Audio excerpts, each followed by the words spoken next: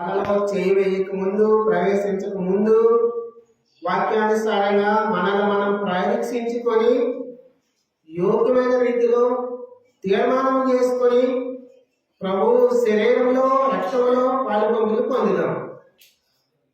దయచేసి ప్రేమైన దేవుని బిడ్డలారా, వంట చేసే వాళ్ళు ఎంతమంది అవసరం వాళ్ళు మాత్రమే ఉండి మిగతా వాళ్ళు లోపలికి రావాల్సిందిగా ప్రభు పేరుతో మనం చేస్తున్నాం. రండి, పరిశుద్ధ బైబిల్ గ్రంథంలో వచ్చి కొన్ని లేఖన భాగాలు చూసుకొని మనము బలలో ప్రవేశిద్దాం.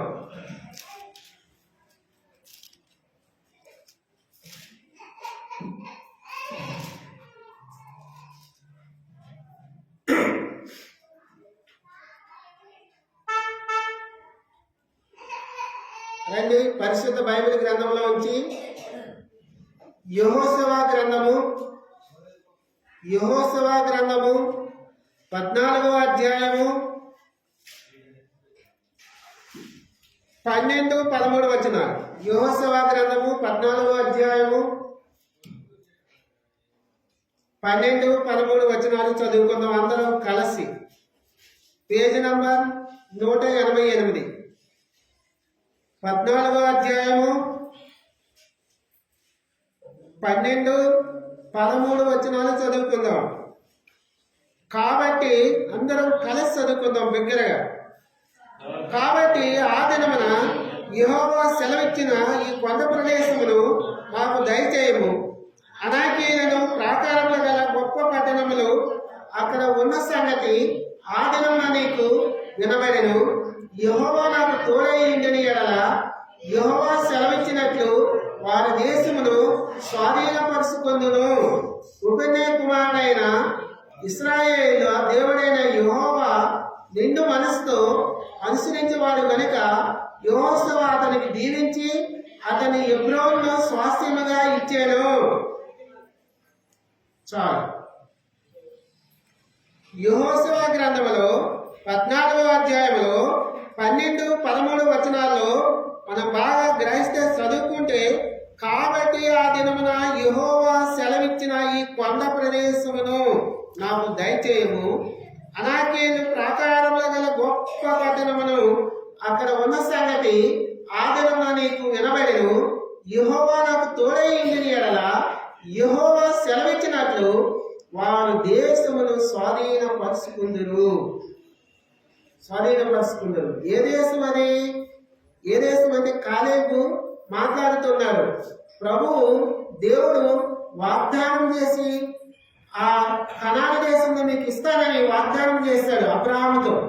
మన పితడైన అబ్రాహాముతో వాగ్దానం చేశాడా లేదా? ప్రభు దేవుడైన యెహోవా వాగ్దానం చేశాడు, నీ పితలకి ఈ కనాను దేశమును నీకు ఇస్తానని వాగ్దానం చేశాడు. ఆ కనాను దేశము పాలు తేనె ప్రవహించే దేశము. ఆ కనాను దేశము వన ప్రాంతము. ఆ కనాను దేశము ఆ ప్రాంతము ఆ దేశము నీకు స్వాస్థ్యముగా ఇస్తానంటాడు. స్వాధీనపరుచుకోవాలంటున్నాడు. ఉపన్య కుమారుడైన కాలేబుని యెహోషువని మోసే ఏగిలివాడిని పంపించి ఆ దేశము ఆ కనాను దేశము ఎలాంటిదో చూసి రమ్మన్నప్పుడు చూసి వచ్చిన తర్వాత కాలేబు చెప్తున్నాడు, ఆ స్వాధీనపరుచుకుందామంటే ఆ కనాను దేశమును, ఆ పరలోకానికి స్వాదృశ్యంగా ఉన్న కనాను దేశమును, పరలోకాన్ని స్వాదృశ్యంగా ఉన్న కనాను దేశము అంటే పరలోకాన్ని స్వాధీనం చేసుకోవాలంటే, మనము స్వాధీనపరచుకోవాలంటే మనము ఎలా ఉండాలి? ఏ విధంగా జీవించాలి? పరలోకానికి స్వాదృశ్యంగా ఉన్న కనాను దేశాన్ని కాలేబు స్వాస్థ్యంగా పొందుకున్నాడు. ఆ పరలోకానికి స్వాదృశ్యంగా ఉన్న కనాను దేశాన్ని స్వాస్థ్యంగా పొందుకున్న కాలేబు పొందుకున్నట్టుగా నేను కూడా పరలోక రాజ్యాన్ని చేరుకోవాలంటే, స్వాధీనం పొందుకోవాలంటే మనం ఏ విధంగా ఉండాలి? ఆ పరలోకాన్ని మనం స్వాధీనపరచుకోవాలంటే, ఆ పరలోక రాజ్యాన్ని మనం పొందుకోవాలంటే మనం ఏ విధంగా ఉండాలి? అర్థమైందా? ఆ ఆ పరలోక రాజ్యం ఒకనొక దినమున ప్రభువు రారాజుగా రాబోతున్నాడు. ఆయన రాజుగా రాబోతున్నాడు. ఆ పరలోక రాజ్యం స్వాస్థ్యంగా నీకు నాకు ఇవ్వబోతున్నాడు. అయితే ఆ పరలోకాన్ని నీవు నేను మనం పొందుకోవాలంటే మనము ఏ విధంగా ఉండాలి? అర్థమైందా? మనం ఆ పరలోకాన్ని స్వాధీనపరచుకోవాలంటే మనం ఏ విధంగా ఉండాలి ఈ భూమి మీద? అది మన అవసరం. ప్రార్థన చేసుకుందాం. పరిశుద్ధుడా, ప్రేమ కలిగిన ప్రియ పరలోకపు తండ్రి, నీకు స్తోత్రాలు, వందనాలు, స్తుతులు చెల్లించుకుంటున్నాం ప్రభా. కింద కూర్చొని నీ ప్రజలైన బిడ్డలకి బోధించే యోగ్యత, జ్ఞానం లేని వాడిని ఒప్పుకుంటూ, అయోగ్యుని ఒప్పుకుంటూ ప్రభా, పనికిరాని వాడిని ఒప్పుకుంటూ ప్రభా, వేరే కృపశీకు సహాయం చేయమని, నీవు బలపరచమని, నీ మహిమతో నింపమని, నీ ఆత్మతో నింపమని, అభిషేకించమని వేడుకుంటూ నాతో మాతో మాట్లాడమని ప్రభా, నువ్వు ఎలా జీవించాలో ఈ లోకంలో నేర్పించి సహాయం చేసి మహిమ పొందమని, యోగ్యమైన రీతిలో తీర్మానం చేసుకుని బలలో చేయడానికి కృప చూపి సహాయం చేయమని, సమస్త ఘనత మహిమ ప్రభావం పొందుకోమని నజరేయుడైన యేసుక్రీస్తు నామములో అడిగి బతిమలాడి వేడుకుంటున్నాం ప్రియా పరలోకపు తండ్రి. యెహోషువ గ్రంథము 14వ అధ్యాయము 12వ వచనం. కాబట్టి ఆ దినమున యెహోవా సెలవిచ్చింది, కొండ ప్రదేశం మాకు దయచేయము, అనాకీయులు ప్రాకారముల గొప్ప పట్టణములు అక్కడ ఉన్న సంగతి ఆ దినంలో మీకు తెలవబడును. యెహోవా నాకు తోడైయుండును ఎడల యెహోవా సెలవిచ్చినట్లు వారి దేశంలో స్వాధీనపరుచుకుందును. ఉపన్య కుమారుడైన కాలేబు ఇజ్రాయేలు దేశమును యెహోవాను నిండు మనసుతో అనుసరించేవాడు కనుక యెహోషువ అతన్ని దీవించి అతన్ని హెబ్రోను స్వాస్థ్యంగా ఇచ్చును. మొట్టమొదటిగా పరలోక రాజ్యాన్ని నీవు నేను స్వతంత్రించుకోవాలంటే మనం ఎలా ఉండాలి, ఎలా జీవించాలంటే దేవుడిని నిండు మనసుతో అనుసరించాలి.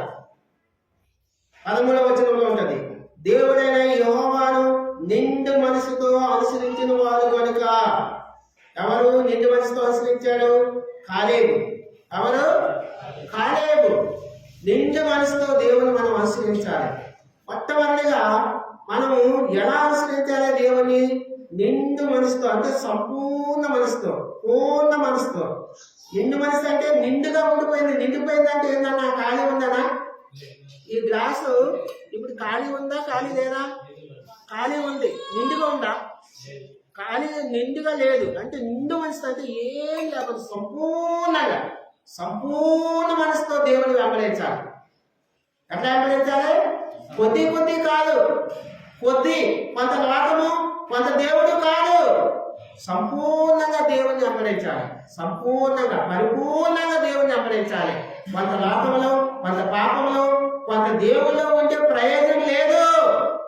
ప్రేమైన దేవుని బిడ్డ, నువ్వు పరలోక రాజ్యాన్ని చేరుకోవాలంటే కాలేబులాగా నిండు మనసుతో, సంపూర్ణ మనసుతో దేవుని వెంబడించాలి.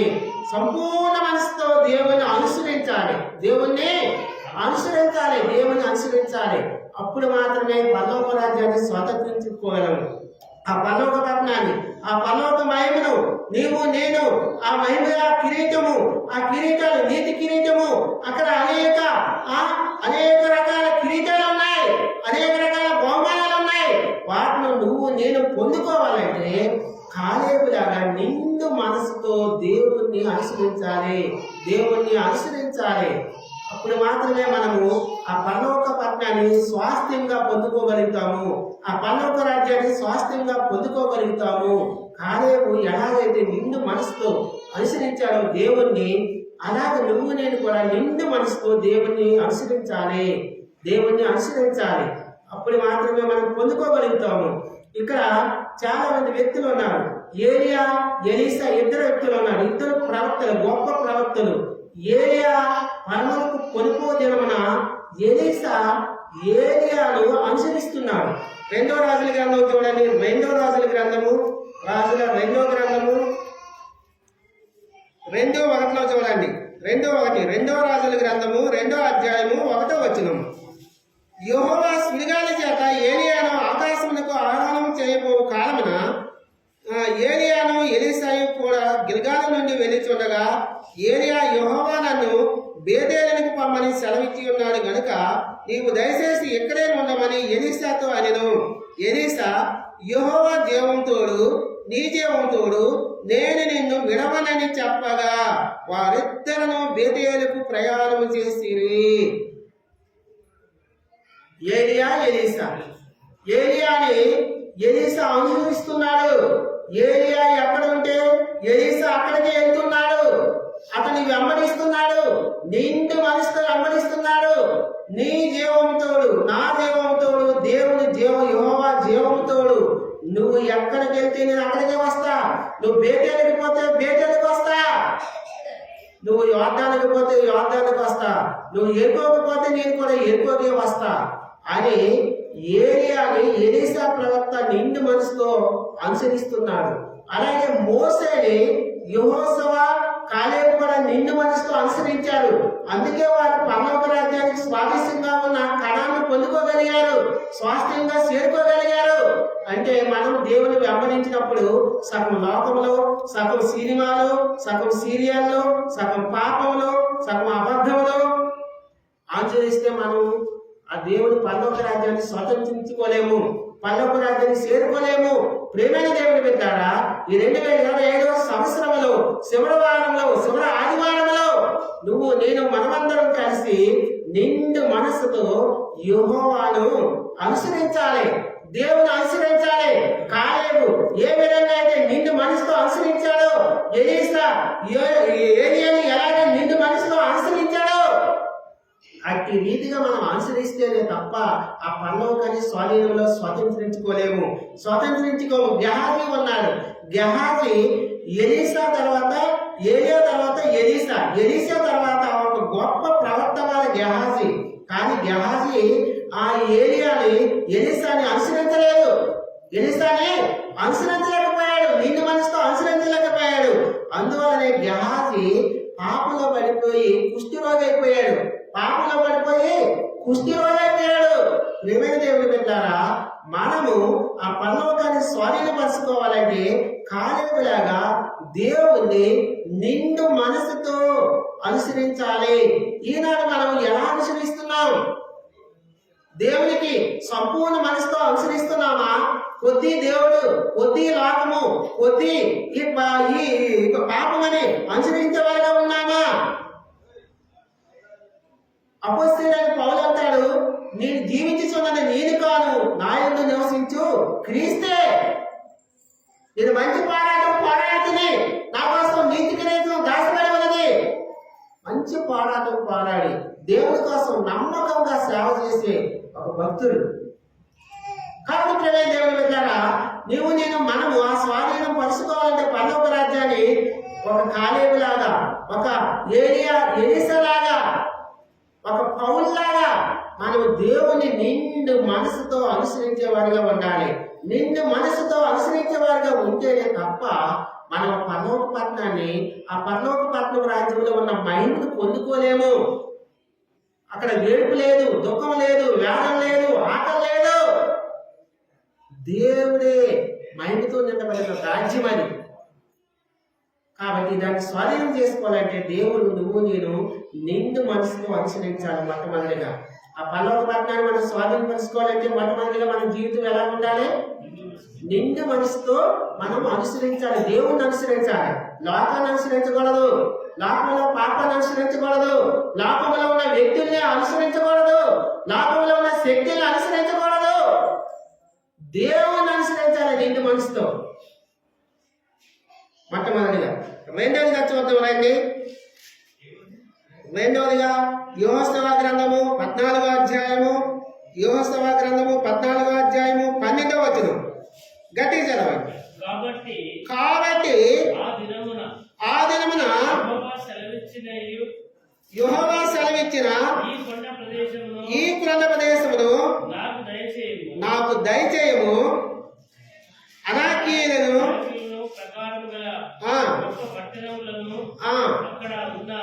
సంగతి ఆ దినమున నీకు వినబడెను. యెహోవా నాకు తోడైందని అలా యెహోవా సెలవిచ్చినట్లు వారి దేశంలో స్వాధీనపరుచుకున్నాడు.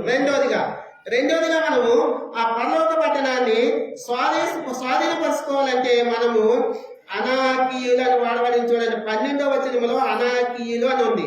అనాకీయులు ఈ కొండ ప్రదేశమును నాకు దయచేయము, అనాకీలు ప్రాకారములు గల గొప్ప పట్టణములు అక్కడ ఉంది. అనాకీయులు, అనాకీలంటే అర్థం ఏంటంటే, అనాకీలంటే బలవంతులు. అనాకీలంటే బలవంతులని అర్థం. అనాకీలంటే ఆ బలవంతులు గల నివసించే పట్టణ ప్రదేశము కనానుకు స్వాదిష్టంగా ఉంది, పరలోక రాజ్యానికి స్వాదిష్టంగా ఉంది. అనాకీలు. సంఖ్యాకాండం రండి, సంఖ్యాకాండంలో చూడండి. సంఖ్యాకాండము 13వ అధ్యాయంలో చూద్దాం. సంఖ్యాకాండం 13వ అధ్యాయంలో 27వ వచనం నుంచి చదువుకుందాం. మనం 28 చదువుదాం. అయితే సంఖ్యాకాండము 13వ అధ్యాయము 28 నుంచి చదువుకుందాం. Page number 121. అయితే ఆ దేశంలో నివసించే జనులు బలవంతులు, వారి పట్టణములు ప్రాకారములు గలవి, అవి మిక్కిలి గొప్పవి. సరే సరే ఓకే. మరి అక్కడ అనాకీలు చూసినవి. అనాకీలు, ఆ అనాకీలు ఈ అనాకీలు ఒకలే. ఇక్కడ పైన ఏమి రాయబడి ఉంది? అయితే ఆ దేశంలో నివసించే జనులు బలవంతులు. అనాకీలు అంటే ఎలాంటి వారు? బలహీనులా? బలం లేని వారా? బలవంతులు. అనాకీలు ఉన్నారు అక్కడ. ఆ కొండ ప్రాంతము, ఆ కనాన్ ప్రదేశంలో బలవంతులైన అనాకీలు ఉన్నారు. వాళ్ళు మనం జయిస్తేనే స్వాధీనపరచుకోగలం. ఆ పట్టణాన్ని స్వాధీనపరచుకోవాలంటే అనాకీలాంటి సాతాన్ని మనం జయించాలి. ఆ బలవంతమైన సాతాన్ని కూలగొట్టాలి. ఓ మరణగానే ముళ్ళెక్కడ? ఓ మరణగానే విజయం ఎక్కడ? ఆ మరణపు ముళ్ళని, ఆ అనాకీలనే ముళ్ళని మనం విరగొట్టాలి. దాన్ని మనం తొక్కివేయాలి. బలవంతులు. అనాకీలు జయించాలంటే, బలవంతులు చేయాలంటే మనం బలహీనంగా ఉంటే జయించగలమా? మనం కూడా బలవంతంగా ఉండాలి. ఎలాంటి బలము? ఈ బయటికి లావుగా, దొడ్డిగా, ఐటిగా కనిపించే బలం కాదు, భౌతికమైన బలం కాదు. ఆత్మానుసారమైన బలం కలిగి జీవించాలి. ఆత్మానుసారమైన బలము. ఎలాంటి బలము? ఆత్మానుసారమైన బలం కలిగి జీవించాలి. గొలియాతును దావీదు చంపినప్పుడు దావీదు గొలియాతు కంటే బలవంతుడా? శారీరకంగా బలవంతుడా? కాదు. కానీ ఆత్మానుసారంగా, వాక్యానుసారంగా బలవంతుడు. నీవు నా జీవితాల్లో ఆ అనాకీలు లాంటి ఆ కొండ ప్రాంతాన్ని, ఆ ప్రాకారములు గల పట్టణాన్ని, ఆ పరలోక పట్టణాన్ని మనము స్వాధీనపరుచుకోవాలంటే నీ నా జీవితంలో రెండోదిగా మనము ఆత్మీయంగా బలవంతులుగా జీవించాలి. ఆత్మానుసారంగా బలవంతులుగా జీవించాలి. ఆత్మానుసారంగా బలవంతులుగా జీవించాలంటే ఏంది అర్థము? ఆత్మానుసారంగా బలవంతులుగా జీవించాలంటే అనుదినము ప్రార్థనా జీవితం కలిగి జీవించాలి. అనుదినము వాక్యం ధ్యానించాలి. అనుదినము ఆ దేవుని వాక్యం వినాలి. ఆ అనుభవాలు ఉన్నాయా? అనుదినము ప్రార్థనా జీవితం కలిగి జీవించాలి. ప్రార్థనలో బలంగా ఉండాలి. ప్రార్థనలో పట్టుదల కలిగి జీవించాలి. కొందరు ప్రార్థన చేస్తారు, ఫోన్ పక్కన పెట్టుకుంటారు, ఎవరో మెసేజ్ చేసి వస్తారు, మళ్ళీ కళ్ళు తెగిస్తారు, మళ్ళీ ప్రార్థన చేస్తారు, మళ్ళీ పొయ్యి మీద వంట పెడతారు, ప్రార్థన చేస్తారు, మళ్ళీ అక్కడ పోతారు, ఇక్కడికి వస్తారు. ఏం ప్రయోజనం? నువ్వు ఆత్మానుసారంగా బలహీనరాలుగా ఉన్నావా? బలవంతుడిగా ఉన్నావా? ఎట్లున్నావు? పట్టి మంది 10 నిమిషాలు ప్రార్థన చేయకపోతే నీకు ఆత్మానుసారమైన బలం ఎక్కడికి వస్తుంది?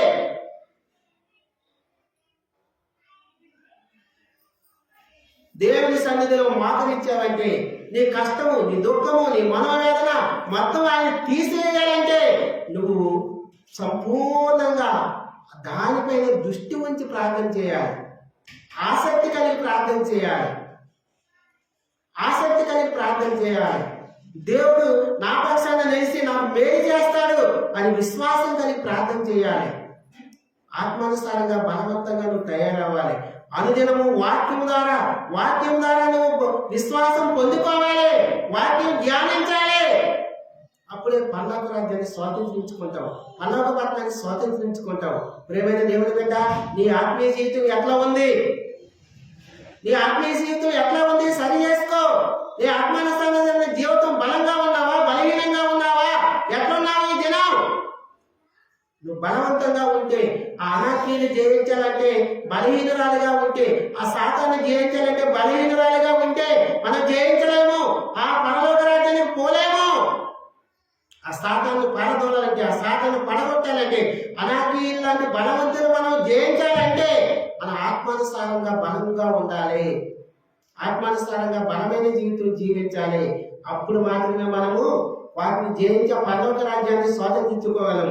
యోహోషువ గ్రంథంలో యోహోషువ అంటాడు, ఇక్కడ చూడండి, యోహోషువ గ్రంథంలో 14వ అధ్యాయంలో ఇక్కడ 10-11 వచ్చిన చదవండి అమ్మా. 14వ అధ్యాయం 10-11. యెహోవా చెప్పినట్లు యెహోవా మోషేకు ఆ మాట సెలవిచ్చినప్పటి నుంచి ఇశ్రాయేలు అరణ్యంలో నడిచిన ఈ 45 ఏండ్లు ఆయన నన్ను సజీవునిగా కాపాడి ఉన్నాడు. ఇదిగో నేను ఇప్పుడు 85 ఏండ్ల వాడును. మోషే నన్ను పంపిన నాడు నాకు ఎంత బలము, నేటి వరకు నాకు అంతే బలము, అంత బలము. యుద్ధం చేయటకు గాని వచ్చి పోవచ్చు ఉండేందుకు గాని అది కాలేబు యెహోషువ ఆ కనాను పట్టణాన్ని చూడడానికి వెళ్ళినప్పుడు కాలేబుకు 40 సంవత్సరాలు. ఆ 40 సంవత్సరాల తర్వాత ఇప్పుడేమో 85 సంవత్సరాలకు వచ్చాడు. ఆ 85 సంవత్సరాలకు మోసే పంపినప్పుడు ఎంత బలంగా ఉన్నాడు, యవనస్తుడు ఎంత బలంగా ఉన్నాడు, ఈ వృద్ధాపులో కూడా అంతే బలంగా ఉన్నాడు, ఆత్మానుసారమైన బలంగా ఉన్నాడు. కాబట్టి ఆ అనాకీలు జయించగలిగాడు, అనాకీలు జయించాడు, ఆత్మానుసారమైన బలంగా ఉన్నాడు. కాబట్టి కాలేబు ప్రేమైన దేవుని బట్ట నువ్వు దినదినము ఆత్మానుసారమైన జీవితంలో బలాన్ని పొందుకుంటున్నావా, బలహీనరాలు అయిపోతున్నావా, ఎట్లున్నావో పరీక్షించుకోవాలి. దినదినము మన ఆత్మీయ జీవితం బలపడాలి. అప్పుడు మాత్రమే అనాకీల్ లాంటి బలవంతులని మనము, సాతాన్ లాంటి బలవంతుని మనం జయించగలము. లేకపోతే ఆ పరలోక రాజ్యాన్ని జయించలేము.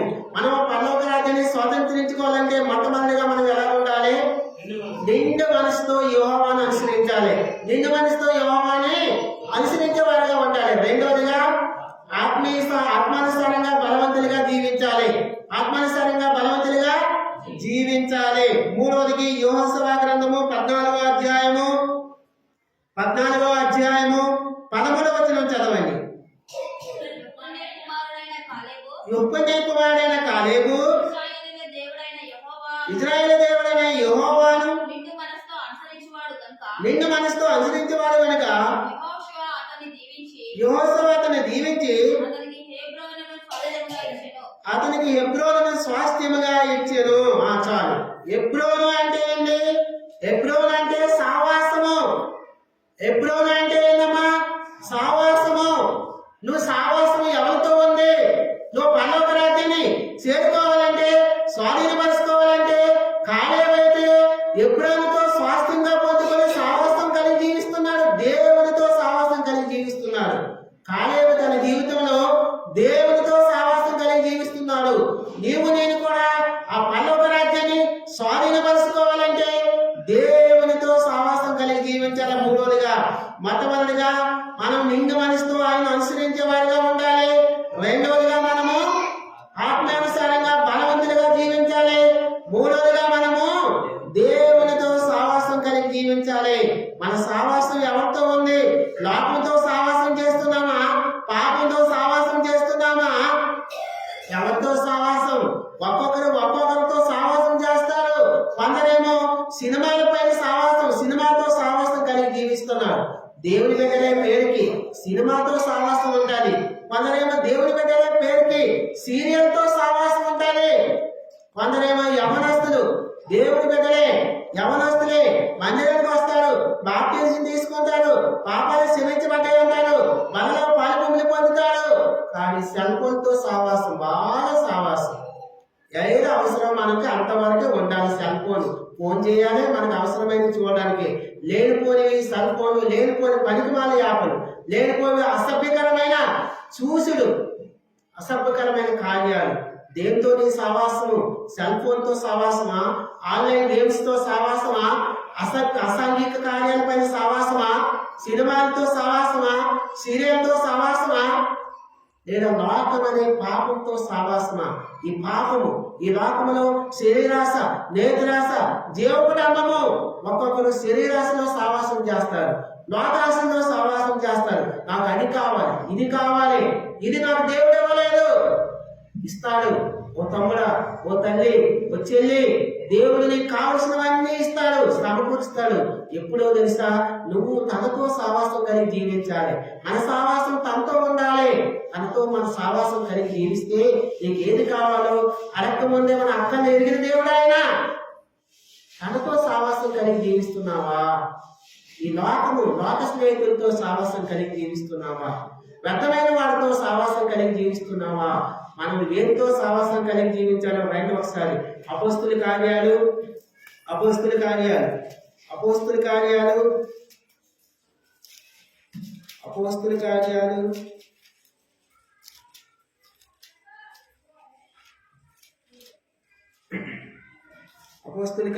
2వ అధ్యాయం 42వ వచనం. 2:42. మీరు అపోస్తుల బోధయందును, సావాసమందును, రెత్తి విడిచిటి అందును, ప్రార్థన చేయటందును ఎడతెగక ఉండుడి. మన సావాసం దీంతో ఉండాలి, దేవునితో ఉండాలి, దేవుని కుమారుని యేసయ్యతో ఉండాలి, వాక్యంతో సావాసం ఉండాలి. అపోస్తుల బోధయందును, బోధలో సావాసం ఉండాలి. సావాసం అందును సావాసం కలిగి జీవించాలి. రొట్టె విడిచిటి అందును, రొట్టె బలలో సావాసం ఉండాలి. ప్రార్థనా జీవితంలో సావాసం ఉండాలి. ప్రియమైన దేవుని బిడ్డ, 2025వ సంవత్సరంలో నువ్వు ఎప్పుడు రక్షింపడ్డావు నాకు తెలియదు, కానీ అప్పటి నుంచి ఇప్పటి వరకు నీ సావాసము దేంతో ఉందో నువ్వు పరీక్షించుకోవాలి. నేటికి 2025వ సంవత్సరం శివ ఆదివారంలో ప్రవేశపెట్టిన దేవునితో సావాసం ఉందా? ఇంకా లోకమనే పాపంలో సావాసం ఉందా? ఒకవేళ లోకమనే పాపంలో, ఒకవేళ లోకమనే ఈ పాపం లోకంలో సావాసం ఉంటే ఈరోజు తీర్మానం చేసుకో. ఈ దినమే తీర్మానం చేసుకో. ప్రభా, నేను ఎంతవరకు లోకంతో సావాసం ఉన్నాను, నీతో సావాసం లేదు, వాక్యంతో సావాసం లేదు, పరిశుద్ధంతో సావాసం లేదు, నీ రొట్టెలో సావాసం లేదు. ఈరోజు తీర్మానం చేసుకో. ఆ పరలోక రాజ్యాన్ని స్వతంత్రించుకోవాలంటే నువ్వు లోకంతో సావాసం చేయకు. లోక పాపముతో, లోకహాసులు, నేత్రాశలు, శరీరాశలతో సావాసం చేయకు. దేవుని పరిశుద్ధులతో సావాసం కలిగి జీవిస్తే ఆ పరలోక రాజ్యాన్ని పొందుకుంటావు. ఆయన రాజుగా రాబోతున్నాడు. అధికారంలో ఎప్పుడు వస్తాడో తెలవదు. సిద్ధపడి కలిగి జీవించాలి. ఆయనతో సావాసం కలిగి జీవించాలి. ఆయన్ని, దేవుణ్ణి అనుసరించాలి. పూర్ణ మనసుతో, నిండు మనసుతో కార్యాలు అనుసరించినట్లుగా అనుసరించి జీవించాలి. ఆత్మానుసారంగా బలవంతులుగా ఉండాలి. మూడవదిగా ఆయనతో సావాసం కలిగి జీవించాలి. అప్పుడే మనం పరలోక రాజ్యాన్ని స్వాతంత్రించుకోగలం. లేని ఎడల మనం స్వాతంత్రించుకోలేము. ప్రియమైన దేవుని బిడ్డ, నువ్వు ఏ స్థితిలో ఉన్నావో తీర్మానం చేసుకో. 4వదిగా చూద్దాం రండి. కొలస్సీయులకు రాసిన పత్రిక అపోస్తుడైన పౌలు, కొలస్సీయులకు రాసిన పత్రిక, అపోస్తుడైన పౌలు కొలస్సీయులకు రాసిన పత్రిక, అపోస్తుడైన పౌలు కొలస్సీయులకు రాసిన పత్రిక 3వ అధ్యాయము 1-2 వచనాలు. మీరు క్రీస్తుతో కూడా లేపబడిన వారైతే పైనున్న వాటిని వెదుకుడి. అక్కడ క్రీస్తు దేవుడి కుడిపార్శ్వన కూర్చుని ఉన్నాడు. పైనున్న వాటి మీదనే గాని భూ సంబంధమైన వాటి మీద మనసు పెట్టకొనుకుడి. అనగా మీరు మృతి పొందితిరి, మీ జీవము, మన జీవం ఎక్కడ ఉందట? క్రీస్తుతో కూడా దేవుని యందు దాసబడి ఉంది. ఎట్లా దాసబడి ఉంది?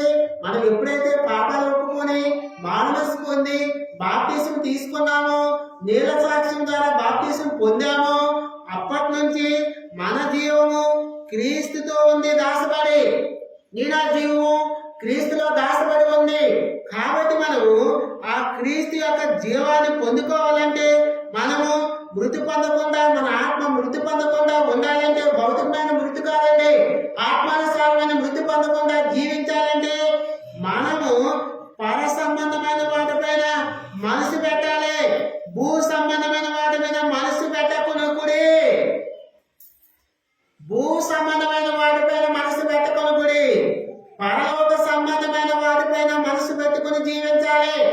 పర సంబంధమైన ఆ వాక్యం పైన, ఆ పరలోక జ్ఞానం, పరలోక మర్మాల పైన తెలుసుకోవాలి. పర సంబంధమైన వాటిపైన మనసు పెట్టుకుని జీవించాలి. ఒక సర్వలోకమును సంపాదించుకుని తన ప్రాణంలో పోగొట్టుకుంటే ఏమి ప్రయోజనము? ఏమైనా ప్రయోజనం ఉందా? ఏం ప్రయోజనం లేదు. ప్రియమైన దేవుని బిడ్డలారా, మనము దేవుని సన్నిధికి వచ్చి పాపాలు ఒప్పుకొని మారుమనసు పొంది బాప్తిసం తీసుకుని తనతో పాటు జీవం కలిగి జీవిస్తున్న నీవు నేను పర సంబంధమైన వాటిపైన మనసు పెట్టాలి. ఈ భూ సంబంధమైన ధనము తృప్తి పట్టిపోతుంది. భూ సంబంధమైన ధనము చెదలు పట్టిపోతుంది. సంపాదించుకోమని నేను అనలేదు, కానీ సంపాదించుకోవద్దని నేను చెప్పలేదు. కానీ మన మనస్సు పర సంబంధమైన వాటిపైన పెట్టాలి. పరలోక సంబంధమైన వాటిపైన పెట్టాలి. ఒక సర్వలోకాన్ని సంపాదించుకున్న మరణిస్తే ఏం ప్రయోజనం లేదు. రక్షణ మానవస్సు బాప్తిసం పొందకుండా మరణిస్తే అతడు తిరిగి నరకంకే వెళ్తాడు. కాబట్టి ప్రియమైన దేవుని బిడ్డలారా, మనము ఆయన జీవాన్ని పొందుకోవాలి. ఆయన జీవాన్ని మనం పొందుకున్నాము బాప్తిసం ద్వారా. పొందుకున్న నీవు నేను మనం ఆ పరలోక రాజ్యాన్ని స్వతంత్రించుకోవాలంటే మనం పర సంబంధమైన వాటిపైన మనసు పెట్టాలి. గెహాజీ ఉన్నాడు ఇక్కడ. గెహాజీ చూడండి, 2వ రాజుల గ్రంథము 5వ అధ్యాయంలో, 2వ రాజుల గ్రంథము 5వ అధ్యాయము 22, 23 చూడండి. 22, 23 వచనం. నా యజమానుడు, చదవండి, గట్టి చదవండి. నా యజమానుడు నా చేత వర్తమానం పంపి ప్రవక్తల శిష్యులు 2 యవనులను ఎఫ్రాయిము మన్యము నుండి నా యొద్దకు ఇప్పుడే వచ్చిరి గనుక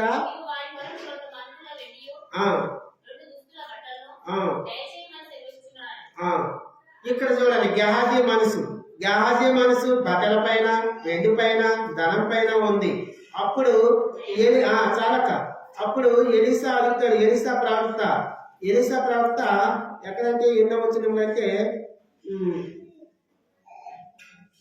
26వ వచనంలో, 25వ వచనం చివరిలో, గెహాజీ నువ్వు ఎక్కడి నుండి వచ్చిందని అడిగినందుకు వాడు నీ దాసుని నేను ఎచ్చటికనే పోలేదను. అంతటా ఎలీసా వానితో ఆ మనుషులు తన రథంలో దిగి నేను ఎదుర్కొంటూ తిరిగి వచ్చినప్పుడు నా మనసు నీతో కూడా రాలేదా?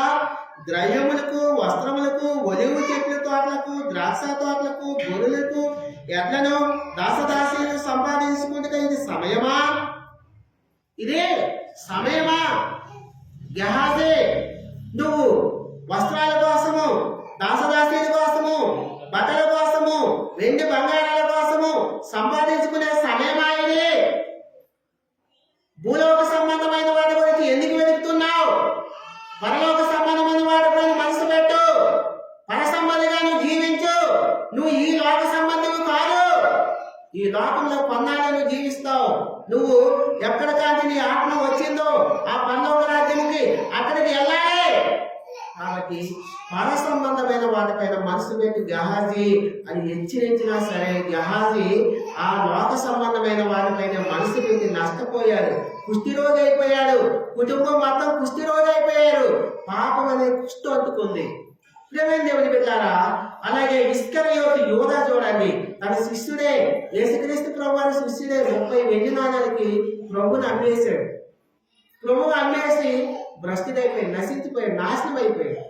ప్రియమైన దేవుని బిడ్డలారా, నీనా జీవితాల్లో మనము ఆ పరలోక రాజ్యాన్ని స్వతంత్రించుకోవాలంటే పర సంబంధమైన వాటిపైనే మనసు పెట్టాలి. 5వదిగా చూద్దామండి.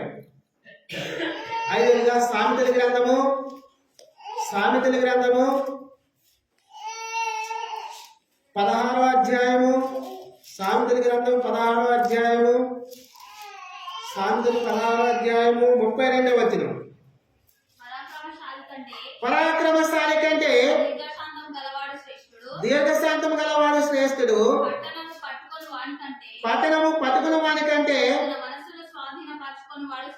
తన మనసును స్వాధీనపరచుకునేవాడు శ్రేష్ఠుడు. పట్టణం అంటే పరలోక పట్టణం అన్నమాట. ఇక్కడ పట్టణము పట్టుకున్న వానికంటే తన మనసుని స్వాధీనపరచుకునేవాడు శ్రేష్ఠుడు. నువ్వు పరలోక రాజ్యాన్ని మనం స్వాధీనపరచుకోవాలంటే మనం ఎలా ఉండాలి, ఎలా జీవించాలి, లోపల మొట్టమొదటిగా నిండు మనసుతో దేవుణ్ణి అనుసరించాలి మొట్టమొదటిగా. రెండవదిగా ఆత్మానుసారంగా బలవంతులుగా జీవించాలి. మూడవదిగా సావాసం కలిగి దేవుడితో సావాసం కలిగి జీవించాలి. నాలుగవదిగా పర సంబంధిగా జీవించాలి.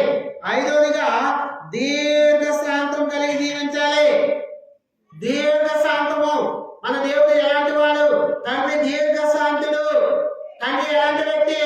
దీర్ఘశాంతుడు. కనుక మనము దీర్ఘశాంతం కలిగి జీవించాలి. ఆ దీర్ఘశాంతం లేకపోతే నష్టపోతాం. ఇక్కడ 2వ రాజుల గ్రంథము 5వ అధ్యాయము 1వ వచనం చదవండి. 5:1. 2వ రాజుల గ్రంథం 5:1, పేజ్ నెంబర్ 310. సిరియా రాజు సైన్యాధిపతి అయిన నయమానును అనునప్పుడు ఉండెను. అతని చేత యెహోవాయే సిరియా దేశమునకు జయము కలుగజేసెను కనుక అతడు తన యజమానుని దృష్టికి గనుడై దయపొందిన వాడే. అతడు మహాపరాక్రమశాలి ఉండేది గాని అతడు కుష్ఠరోగి. ఈ నయమాను అనే వ్యక్తి సిరియా రాజు సైన్యంలో సైన్యాధిపతిగా ఉన్నాడు. అతను దృష్టికి యజమాని దృష్టికి గనుడే, కానీ ఒక పరాక్రమశాలి, యుద్ధంలో విజయం పొందిన వీరుడే. కానీ నయమాను తన కుష్ఠరోగం ఒక చిన్నది ఉంది, ఇంట్లో పరిశీలన చేసి చిన్నది నయమానుని ఎలీసా ప్రవక్త దగ్గరికి పంపించినప్పుడు, వెళ్ళమన్నప్పుడు ఎలీసా ప్రవక్త చెప్పిన మాటకు చూడండి, 5వ అధ్యాయం 11వ వచనం చదవండి. 5:11. అందుకు నయమాను కోపము తెచ్చుకొని తిరిగిపోయి ఇట్లనెను, అతడు నా యొద్దకు వచ్చి నిలిచి తన దేవుడైన యెహోవా మాటను బట్టి నేను తన చెయ్యి రోగముగా ఉన్న స్థలం మీద ఆడించి కుష్ఠరోగమును మార్పునని నేను అనుకుంటుని, దమస్కు నదులైన అబానాయును పర్మమును ఇజ్రాయేలు దేశంలో నదులైన కంటే శ్రేష్టమైనవి కావా, వాటిలో స్నానం చేసి శుద్ధులందలేనా అని అనుకుని రౌద్రుడై తిరిగి వెళ్ళిపోయాను. కోప స్వభావం, రౌద్రుడు, పరాక్రమశాలి, కానీ దీర్ఘశాంతం ఉందా? లేదు. పాప స్వభావంతో ఉన్నాడు, రౌద్రముతో ఉన్నాడు, నష్టపోయేవాడుగా ఉన్నాడు. ఎలీసా ప్రవక్త ఏమన్నాడు? ఆ నదిలోకి పోయి, యోర్దాను నదిలోకి పోయి 7 మార్లు మునుగు, ఈ కుష్టు, పాపం అనే కుష్టు మొత్తం పోద్ది. అంటే లోబడని జీవితము, రౌద్రమైన జీవితము, పాప జీవితంతో వెళ్ళిపోయినప్పుడు ఒక దాసుడు చెప్పాడు, అయ్యా అతను ఏమి చెప్పాడు? నదిలో మునగమన్నాడు, అంతే కదా అన్నప్పుడు మళ్ళీ నదిలో మునిగితే మళ్ళీ ఆ కుష్టి అంతా, పాప కుష్టి అంతా పోయింది. అది తర్వాత విషయం. అది కాదు, లోబడిన జీవితం, పాప జీవితం ఉంది, నష్టపోయేవాడుగా ఉన్నాడు. కాబట్టి ప్రియమైన దేవుని బిడ్డలారా, మనం పరలోక రాజ్యాన్ని స్వతంత్రించుకోవాలంటే ఆ కోపాన్ని తీసివేసుకోవాలి. ఆ కోప స్వభావం జీవించకూడదు. దీర్ఘశాంతం కలిగి జీవించాలి. 5వదిగా 6వదిగా చూద్దాం రండి. 6వదిగా సామెతల గ్రంథం 16వ అధ్యాయము 32. పరాక్రమశాలి కంటే దీర్ఘశాంతం గలవాడు శ్రేష్ఠుడు, పతనం పట్టుకున్న వాడి కంటే తన మనసును స్వాధీనపరుచుకువాడు శ్రేష్ఠుడు. మనసును స్వాధీనంలో ఉంచుకోవాలి.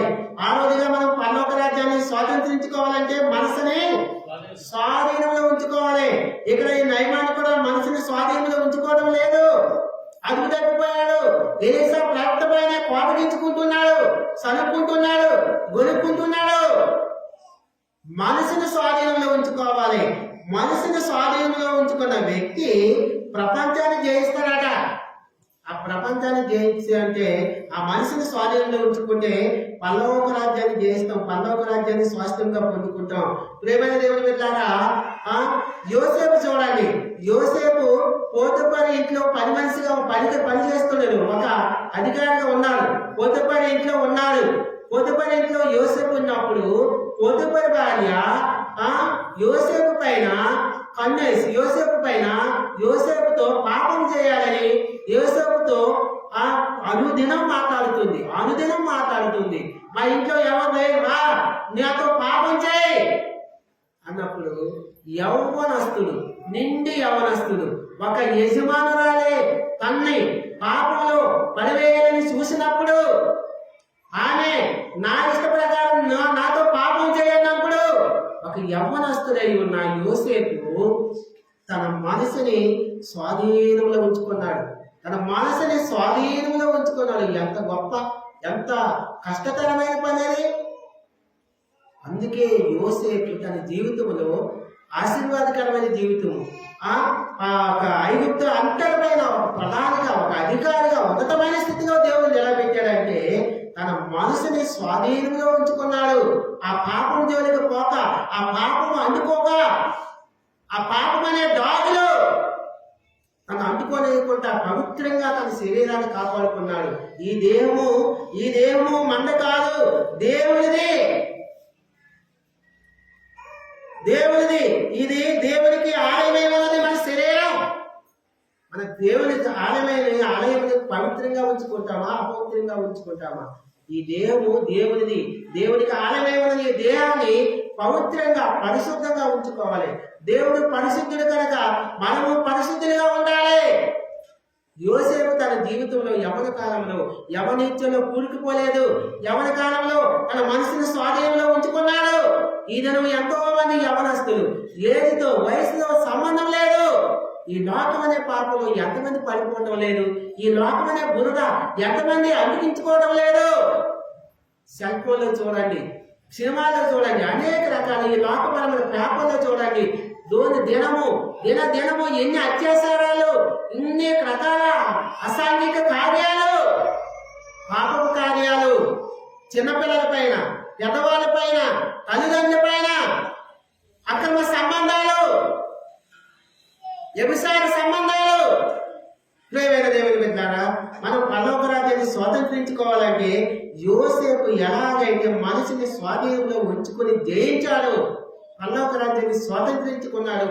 నేను కూడా పరలోక రాజ్యాన్ని స్వాతంత్రించుకోవాలంటే యోసేపు లాగా మనసుని స్వాధీనంలో ఉంచుకోవాలి. ఇంకో యవనస్తుడు ఉన్నాడు. ఆ న్యాయాధిపతుల గ్రంథంలో చూద్దాం, ముగిద్దాం మనం. ఇంకో యవనస్తుడు న్యాయాధిపతి గ్రంథంలో చూద్దాం మనం. న్యాయాధిపతుల గ్రంథము 14వ అధ్యాయం చూడండి. న్యాయాధిపతుల గ్రంథము 14వ అధ్యాయం. న్యాయాధిపతుల గ్రంథము 14వ అధ్యాయము. ఇక్కడ 14వ వాక్యం. సంసోను తిమ్నాతుకి వెళ్ళి తిమ్నాతులో ఫిలిష్తీయుల కుమార్తెలో ఒకరిని చూసెను. సంసోను యవనస్తుడే, తిమ్నాతుకి వెళ్ళాడు. ఫిలిష్తీయులు ఎవరు? దేవునితో సంబంధం లేని వారు, దేవునికి విరోధులు, దేవుని సాహసం లేని వారు. అక్కడికి పోయి తిమ్నాతు పట్టణానికి పోయి ఒకటిని చూసెను. ఫిలిష్తీయురాల్లో ఒక కుమార్తెని చూసెను. ఆమె అది ఇష్టపడి ఆమె పెళ్లి చేసుకోవాలనుకుంటున్నాడు. తల్లిదండ్రులు చెప్పారు, వెళ్ళలేదు. సంసోను ఎవరంటే, సంసోను నాజీరు చేయబడిన వాడు, వాగ్దాన పుత్రుడు, వాగ్దానం చేయబడిన దేవుడు వాగ్దానం ద్వారా జన్మించిన వాడు. సంసోను ఎవరండి? ఒక సింహాన్ని మేకపిల్లని చీల్చినట్టుగా చీల్చిన బలవంతుడు, బలాఢ్యుడు. సింహాన్ని చీల్చివేశాడు, మేకపిల్లని చీల్చినట్టుగా. సంసోను ఎవరండి? 300 నక్కలని. అన్నా చంద్రశేఖర్ అన్న, ఒక నక్కలు పట్టుకోగలం మనం? ఈజీగా, కష్టమా? ఇలాగంటే వాళ్ళు పట్టుకుంటాడు. ఎన్ని నక్కలు పట్టుకున్నాడు సంసోను? 300 నక్కలు పట్టుకోవడం అంటే ఆశమాస. ఎంత కండబలం ఉండాలి, ఎంత శక్తి ఉండాలి. అలాంటి బలాఢ్యుడు సంసోను. అలాగే గాడిద పచ్చి దవడ ఎముకతో 1000 మంది ఫిలిష్తీయులు హతము చేశాడు. ఒకరి ఇద్దరిని కాదు, సహోదరి 1000 మంది ఫిలిష్తీయులు హతము చేశాడు. 300 నక్కలు పట్టుకొని వారి తోకలు కట్టి పక్కలన్నీ తగలబెట్టాడు. అలాంటి బలవంతుడైన సంసోను తిమ్నాతుకు పోయాడు. తిమ్నాతుకు పోయిన తర్వాత 15వ అధ్యాయంలో చూడండి. 16వ అధ్యాయం చూడండి. 16వ అధ్యాయం 1వ వచనంలో, తర్వాత సంసోను గాజాకు వెళ్ళి వేశ్యను చూసి ఆమె యొక్క చేరిను. గాజాకు వెళ్ళాడు, తిమ్నాతుకు వదిలేశాడు, గాజాకు వెళ్ళాడు, వేశ్యను చూశాడు. తర్వాత 4వ వచనంలో చూడండి. 4వ వచనం 16:4. ప్రేమట అతడు సోరేకు లోయలోనున్న దిలీలాను స్త్రీని మోహింపగా. ఇదే పని మనవాడికి. ఎక్కడ స్త్రీలు ఉంటారు, మోహించడము, చూడము, లోకాశలు, శరీరాశలు, నేత్రాశలు, పడిపోవడమే. మనసును స్వాధీనంలో లేదు. సంసోను మనసు స్వాధీనంలో లేదు. దేవుడు బలాన్ని ఇచ్చాడు. ఆ బలాన్ని దేవుడు ఇచ్చాడు. ఫిలిష్తీయుల నుంచి ఇజ్రాయేలు ప్రజల్ని రక్షించాలి, కాపాడాలి, న్యాయాధిపతి స్త్రీల కోసం, తన బలం మొత్తం వేసిన కోసము. మనిషి స్వాధీనంలో లేడు. అందుకే పరలోక రాజ్యాన్ని స్వాధీనించుకోక సాతాను చేత సంఖ్యల చేత బంధించబడ్డాడు. ఇక్కడ చూడండి 16వ అధ్యాయంలో ఉన్నది. 16వ అధ్యాయంలో సంసోను సంఖ్యల చేత బంధించబడ్డాడు. ఇదిగో 21వ వచనం చదవండి. 16:21. అప్పుడు ఫిలిష్తీయుడు అతను పట్టుకొని తన కన్నులు కూడా వేసి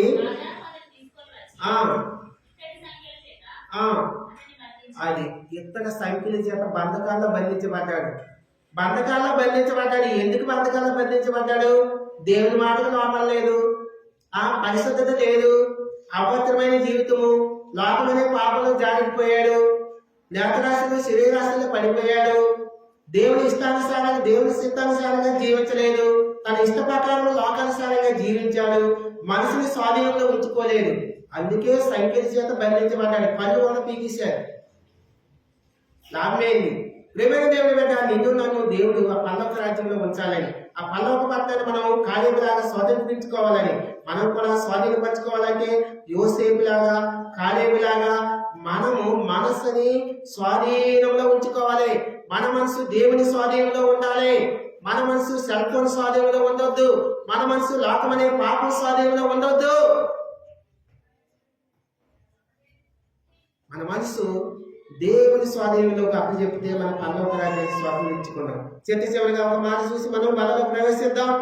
అండ్ రోమిలికి రాసిన పత్రిక అపోస్తలుడైన పౌలు రోమిలికి రాసిన పత్రిక 1వ అధ్యాయము రోమా 1:28 చదువు. రోమిలికి రాసిన పత్రిక చాలక్క దేవునికి రోమిలికి రాస్తూ అపోస్తలుడైన పౌలు రోమిలికి రాస్తూ, ఓ రోమిలి సంఘమా, రోమిలిస్తుల రోమా పట్టణం సంఘస్థులారా, మీ మనసులో దేవునికి సోటు లేదు. మీ మనసులో దేవునికి సోటు లేదు. మీ మనసులో దెయ్యాలకు సోటు ఉంది. మీ మనసులో అపవిత్రమైన కార్యాలకు సోటు ఉంది. నీ హృదయంలో దేవునికి సోటు ఉందా? ప్రేమైన దేవుని బిడ్డ, 2025 సంవత్సరం శివరాయకాలంలో నీ సోటు, నీ హృదయంలో సోటు ఎవరికి ఉంది? పాపానికి సోటు ఉందా? అపవిత్రమైన కార్యాలకు సోటు ఉందా? దేనికి చోటు ఉంది నీ హృదయంలో? దేవునికి చోటు ఉందా? అయితే రండి, దేవునికి చోటు ఉంది. ఎలా జీవిస్తారు? ప్రకటన గ్రంథము రండి. ప్రకటన గ్రంథము 3వ అధ్యాయము 20వ వచనం చదవండి. ప్రకటన 3:20. ఇదిగో నేను తలుపు వద్ద నిలిచి ఉండి తట్టుచున్నాను. ఎవరైనా నా స్వరము విని తలుపు తీసిన యెడల నేను అతని వద్దకు వచ్చి అతనితో నేను నాతో కూడా అతను భోజనము చేయడము, నేను జయించి నా తండ్రితో కూడా ఆయన సింహాసనమునందు కూర్చుని ఉన్న ప్రకారము జయించేవాడు నాతో కూడా నా సింహాసనమును కూర్చుందని ఇచ్చిదను. సంఘముతో ఆత్మ చెప్పుచున్న మాట చెవిగలవాడు వినుగాక. దేవునికి హృదయంలో చోటు ఉంటే ఆయన తలుపు వద్ద ఉంటున్నాడు. హృదయం అనే తలుపు వద్ద నిలిచి ఉన్నాడు, తట్టుచున్నాడు.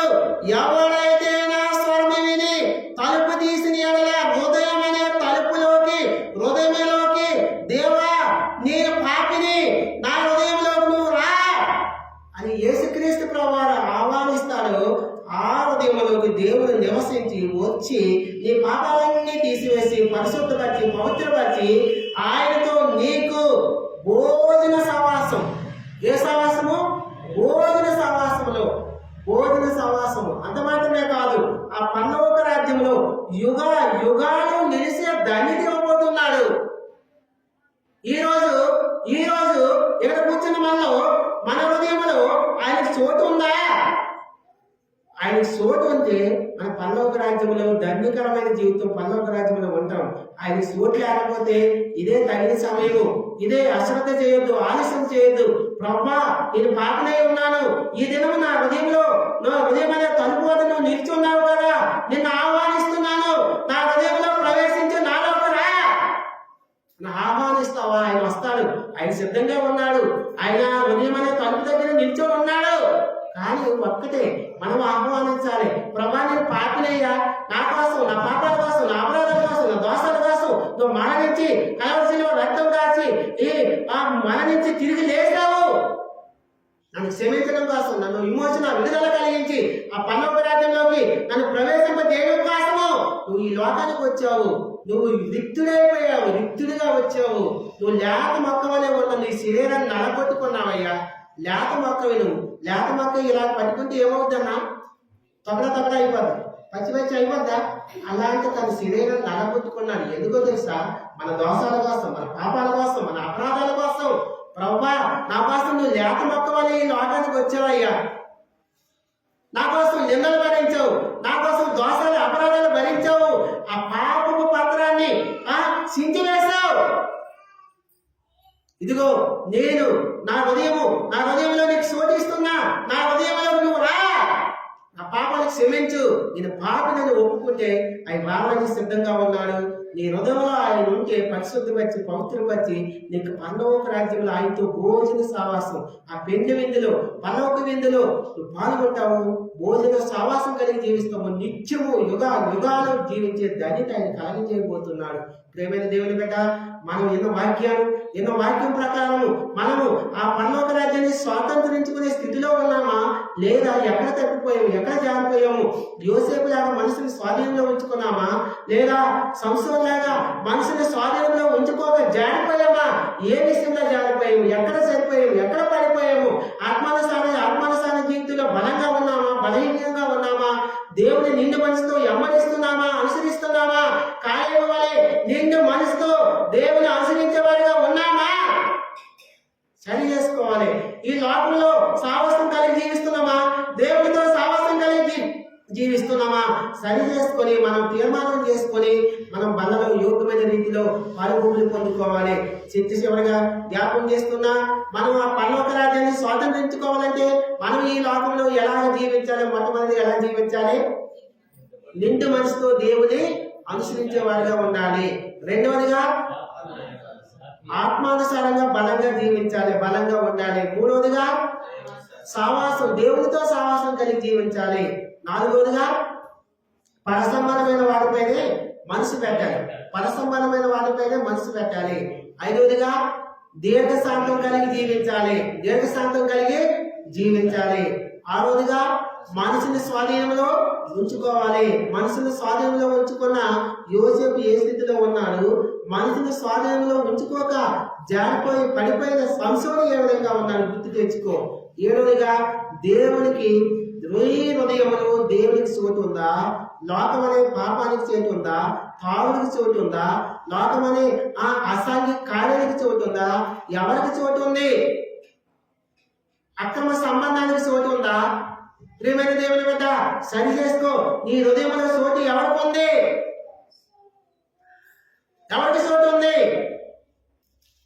జాగ్రత్త. దేవునికి తప్ప వేరే పరాయి పురుషుడికి, పరాయి స్త్రీకి నీ హృదయంలో చోటు ఉందో నిత్య నరకంలో అగ్నిగుండంలో కాలిపోతావు. జాగ్రత్త. సరి చేసుకొని ప్రభువా నా హృదయంలోకి రా, నేను ఆహ్వానిస్తున్నా, నా పాపాలు క్షమించని ఆహ్వానించావు. పరలోక రాజ్యంలో ధన్యకరమైన జీవితం ఉంటుంది, లేదా నిత్య నరకంలో కాలిపోతావు. ఓ ప్రియమైన దేవుని బిడ్డ, సరి చేసుకొని బలలో పాల్గొంటూ పొందుకోవాలి. నా జీవితం ప్రభా నేను పలానా విషయంలో తప్పిపోయాను, పలానా రీతిలో నేను నీతో సావాసంలో తప్పిపోయాను, నన్ను క్షమించు ప్రభా అని క్షమించబట్టి ఆయన క్షమిస్తాడు. సరి చేసుకొని తీర్మానం చేసుకొని నూతన సంవత్సరంలో నూతనంగా మనం ప్రవేశించేలాగా మనం జీవించాలి. ఆ పరలోక రాజ్యాన్ని స్వాతంత్రించుకోవాలి. దేవుని కొద్ది మాటలు దీవించిన దాకా బలలో పాల్పొందుకుందాం. మాత్రం